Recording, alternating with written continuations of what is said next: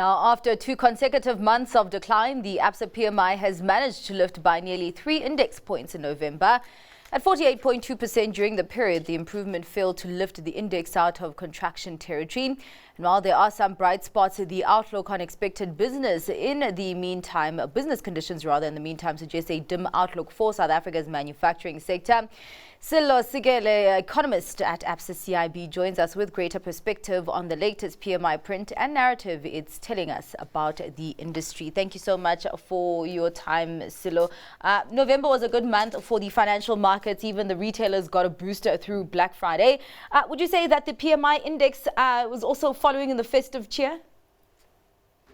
Hi, and thanks for having me. So, as you rightly say, the Absa PMI index has improved, but it has remained below the neutral point, which separates expanding and deteriorating business conditions. So, in a nutshell, I can say that although the index improved, business conditions remain tough in the manufacturing sector in November. Let's look at some sub-indices now. Business activity and new sales order both speak to issues of demand. So speak to us about what we're seeing here. And what it tells us about demand, I guess, locally and maybe even globally for South African manufacturers. Yeah, so you have those two indices being the main drivers of the PMI, right? And then the business activity index, which is more or less output, tracks output, increased as a result of new sales orders, which tracks demand. But what we've seen, which is interesting, especially on the demand side, is that unlike last month, demand this time around in November is mainly driven by domestic factors, whereas the previous time it was external factors. But although those two indices improved, they still remain in a terrain where they are still signaling weak activity overall. Sello, in every conversation that we're having now, particularly in the last few weeks, there's an element of headwinds from Transnet. How has that filtered through to the manufacturing sector, and does it seem that the headwinds at Transnet are getting worse? Yeah, so two ways, right? The first is you have a situation where supplier delivery times take time. So what that does is that it can lead to input shortages. And in fact, in this survey, manufacturers said that, it can actually lead to higher prices going forward, right? And then that's one. And then two is the sentiment part of it. So as you say, if you look at the sentiment index of the survey, it's now down to levels that we saw during the height of the pandemic. So manufacturers are highlighting both port issues as well as the recent escalation in load shedding as the main driver for souring sentiment. Let's talk now on the purchasing price index, that edging lower a little bit, but that happens to be in expansionary territory there. In November, we did see a steep fall in fuel, but of course, not as steep as we would all like, considering the increases we would have seen in the 2 preceding months. But speak to us here about costs. Are we seeing a cost normalize? Are we seeing manufacturers maybe even just build resilience and rework their models to take in these costs?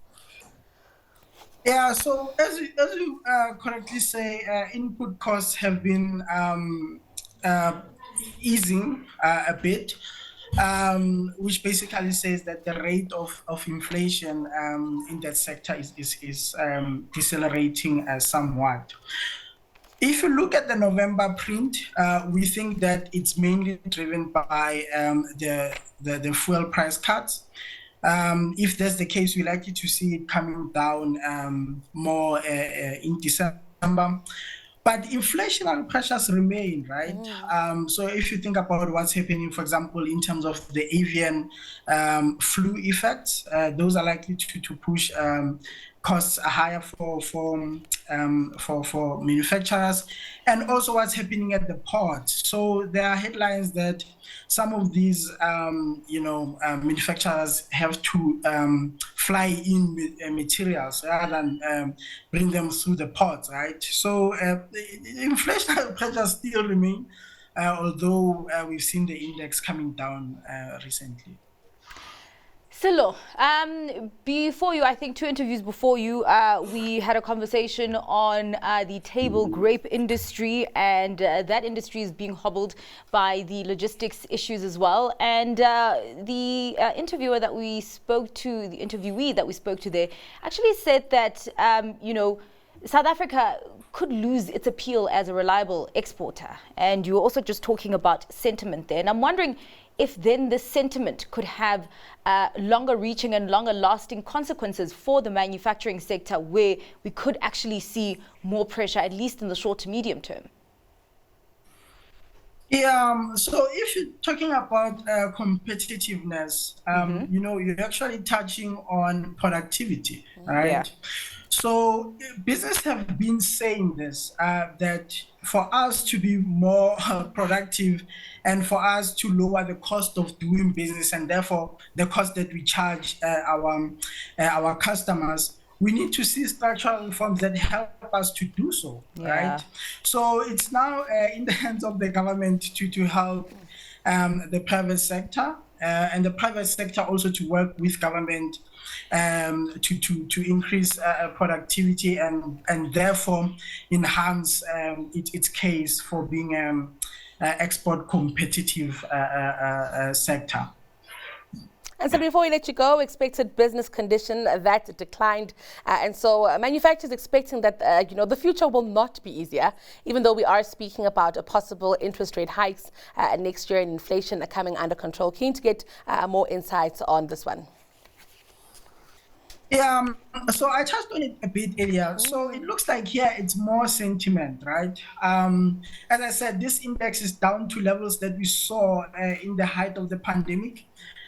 So we suspect it's mainly the issues around the ports. And look, it looks like it's going to take time to fix that, right? Certainly about a month or so. So manufacturers know that because they are on the ground and they are the ones that actually export and import, right? So we think that also negatively affected sentiment. But if you look also in November, you're now looking at a month where load shedding has come back quite strongly. In November, I remember in October, some of people that I know were celebrating that maybe it's behind us. But if anything, it shows that load shedding is still here for some time. So it looks like manufacturers recognize that. And, with other issues that they are facing on top of these two, definitely weighs on sentiment going forward. Yeah, and I go back to comments and a report that said that load shedding should ease in 2024. I mean, we're a month away from 2024. So I don't know about that. But thank you so much for your time and for your insights there, Sello. That was Sello Sekele, economist at Absa CIB.